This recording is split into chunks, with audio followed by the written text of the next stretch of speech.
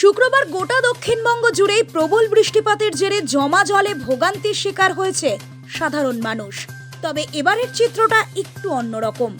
জমা জল রাস্তার আনাচে কানাচে জমলে তা থেকে বিপদের সম্মুখীন হওয়ার আশঙ্কা থাকলেও সুরাহা অসম্ভব নয়। এক্ষেত্রে ঘটেছে এক বিরল চিত্র।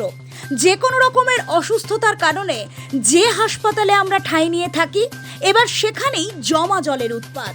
ঘণ্টাখানেকের বৃষ্টিতেই জলে ডুবে উত্তর ২৪ পরগনার অন্তর্গত খড়দহ বলরাম সেবা মন্দির হসপিটাল।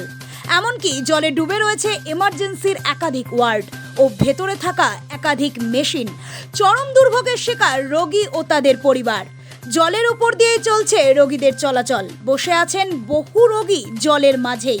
জরুরি বিভাগে কোনো রোগী চিকিৎসার জন্য এলে তাকে বসে থাকতে হচ্ছে জলের মধ্যেই। এতটাই জলমগ্ন অবস্থা যে অবিলম্বে পদক্ষেপ গ্রহণ করার দাবি জানাচ্ছে রোগী ও রোগীর পরিবার। Bureau report, Nobel Bangla.